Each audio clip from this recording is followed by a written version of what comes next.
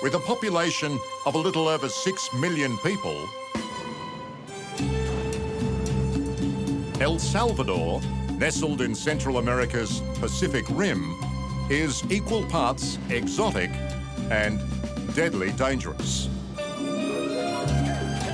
For years, the headlines have been the same. The violence in El Salvador has become as common as breathing. The people here live in fear and uncertainty.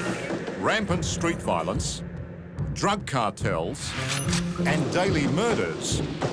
Gang violence responsible for the 72% increase in murders meant the country and its capital of San Salvador were considered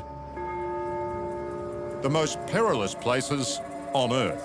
A common sight in El Salvador, a police funeral. At least 33 officers have been killed this year. It's the gang rivalry that takes that violence to a whole new level. When they go to kill you, they're stabbing you, hacking you, where you're getting 47 knife wounds of I'm hacking you, I'm slashing you. And then at the end, if they don't think you're dead, they shoot you a couple times. Former FBI Special Agent Jeff Wood has been on the trail of these gangs for years and has seen their brutality firsthand. So here you have this horrific, violent murder, because if they can, they'll chop your head off. They'll chop off hands and everything. It's horrific. But in 2019, everything changed. A new president, Nayib Bukele, was elected, vowing to stop the violence that has plagued his country for so many years. Authorities reporting 67 homicides in a single day, prompting a state of emergency that gave way to mass arrest and tougher punishment to gang members already behind bars. It was time for the big clean-out. Going door to door, stopping young people, searching them for gang tattoos.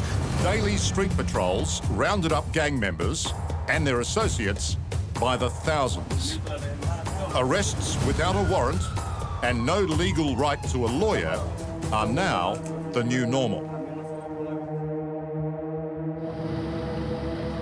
Those patrols continue to this day.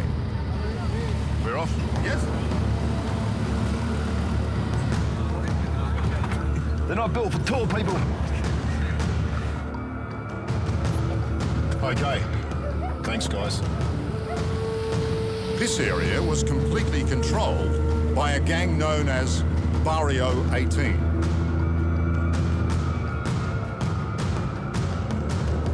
So just searching, looking for anything that is not quite right.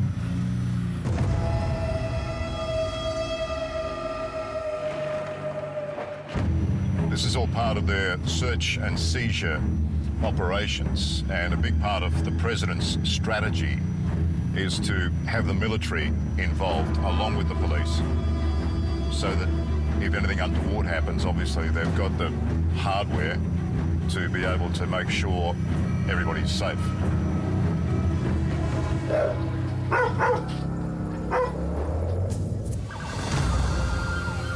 But the next morning, a familiar call comes through. There's been another murder just up the road. This is the latest crime scene in this particular neighborhood. Young girl's body, just 7 years of age, discovered here this morning. And as you can see, the crime scene's still roped off and the police have an armed guard at the point of where they found the young girl's remains today. The price of keeping this neighborhood safe means every boy, every man, has to be treated as a suspect.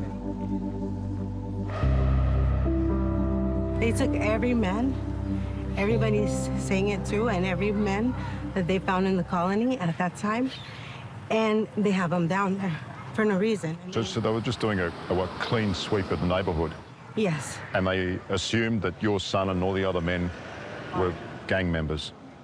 So this can happen to any young man around here that they suspect could be a gang member. With the males, they're hard looks, and if they want to take you, they take you. And that's exactly what happened here. The brutal crackdown on MS-13 and their bitter rivals, Barrio 18, has resulted in tens of thousands of young men, all suspected gang members, being locked up. How many people are they holding here? 169 people in here? The worst of the worst end up here. And we're about to pay a visit to this place. It's called CCOP, the Centre for Confinement and Terrorism. This is the very first time a foreign TV crew has been allowed entry inside these walls. And here's why. These are the pictures that have shocked the world. This super maxi jail, billed as the world's toughest prison, holds up to 40,000 inmates in the most brutal conditions imaginable. But for El Salvador's Justice Minister, that is just about right. Se metieron con el gobierno y con el presidente equivocado. That's it, no pity. No mercy for them. No.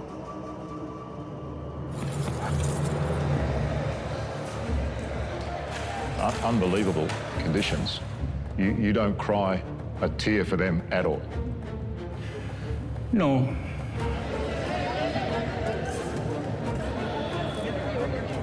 Imagine the brutality that they treat our society. They don't deserve any type of, wow, poor people. No, they are not poor people. They are killer and has to be treated as a killer, as a terrorist. To be part of MS or 18th Street, you have to kill someone.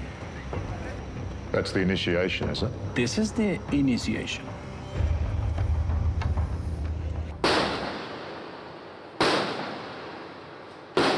I've dealt with some very violent people, murderers and such, throughout 21 and a half years in the FBI.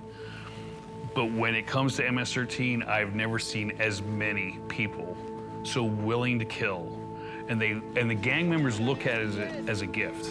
So it's a real culture. It is. And as I said, it's a gift. And who are you? Who am I? Who is anyone else in the world to take away their gift to kill people? MS-13 have also been operating north of the border for years, infiltrating many cities in the United States. Jeff Wood is responsible for the biggest gang takedown in US history. Part of his challenge was getting someone inside the gang to spill the beans. If you join the gang, you're a part of the gang. They know who you are. They know your family members, because if you end up somehow cooperating with law enforcement and they can't get to you, they will kill your family members. And it's not just North America that the gangs are eyeing off for new turf. This law enforcement veteran says we should be wary about our own backyard. You suspect they are already in Australia. If you have Central American, I don't suspect, I know. So should Australia be on alert? You need to be on alert, yes. Your law enforcement needs to know you have MS-13 and Barrios 18th in the country already. What would your advice be to law enforcement in Australia? That law enforcement in Australia needs to start looking at getting ahead of the game, because it's easier to target the gang before they get a full foothold.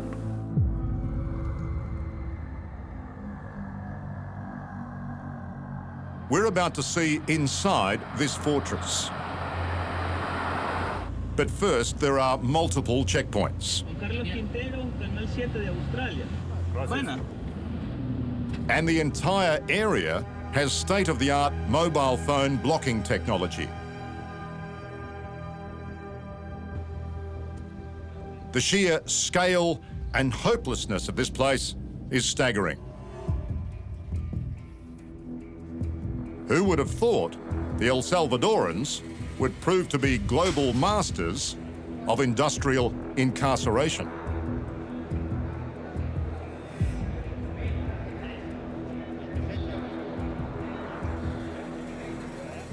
All these blokes are members of one of either two gangs, MS-13 or Barrio 18.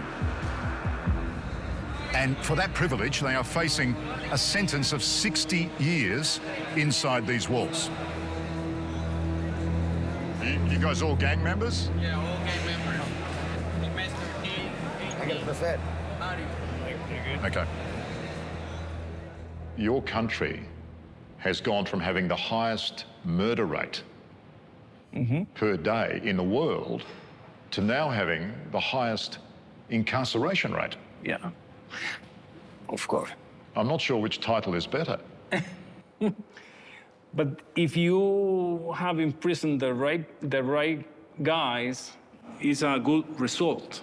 Minimum is 20 years, and maximum is 45 years. If you were a leader, you receive 15 years in addition. On top of that? Yes. Okay. Have you all been sentenced? No. Charged? Yeah. But no trial yet? No. You haven't been sentenced? But you could be in for 60 years? Yes.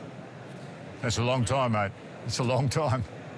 We are living in democracy. Why? Because we are listening our citizens, not Human Rights Watch, no. They are not Salvadorian. So tough laws for tough crimes. That's right. Well, Minister, no one could accuse you of being too soft.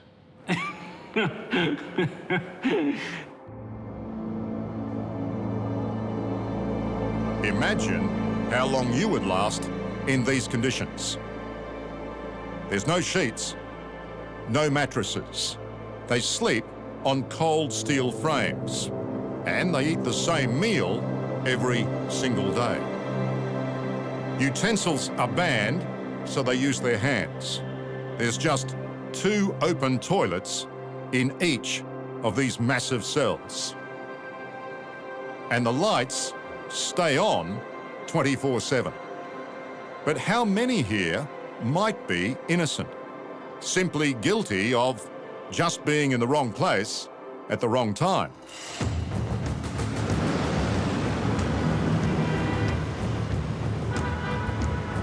Some of the dissent about the government's hardline approach to all this is ironically coming from within its own ranks.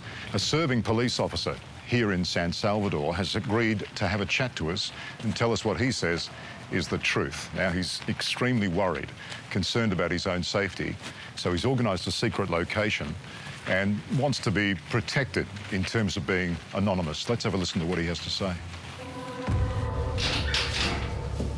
Officer. Liam, how are you? Thank you very much for coming and talking to us. We appreciate it.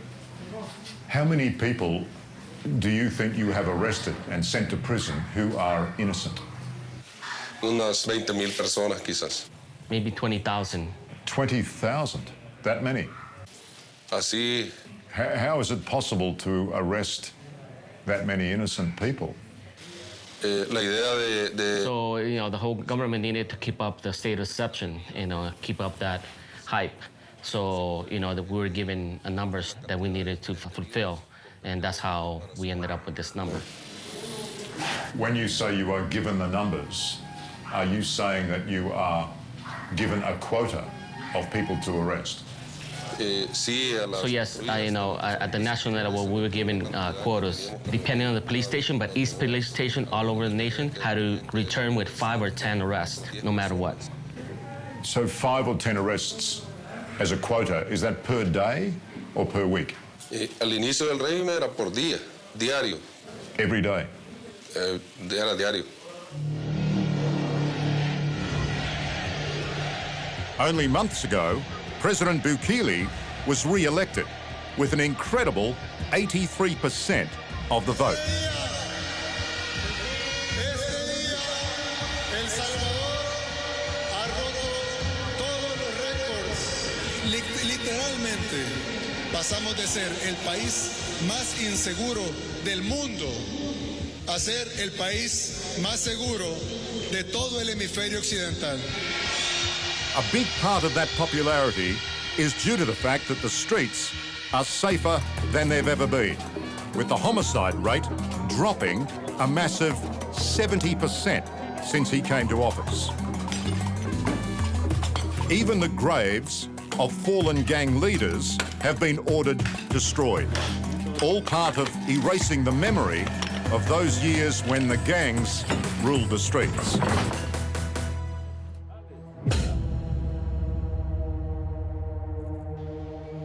In the eyes of the government, these men are beyond help. And despite an outcry from human rights organisations around the world, nothing is about to change anytime soon. And any form of rehabilitation, well, that's well and truly off the table. We don't believe in rehabilitation for them. They are a serial killer, and until now, the science can discover some treatment to reset this type of mind. So until the science can be discovered something, we don't think or we don't apply any type of rehabilitation. Thank you. Well, that's next level. I mean, the conditions in there are like something you've never seen. The infrastructure's great, it's all shiny and new, but those cells, the number of people in it, I mean, depending on which side of the argument you fall on, it's either the ultimate deterrent or it's an abuse of human rights. I mean, if that doesn't stop you from being a gang member, nothing will.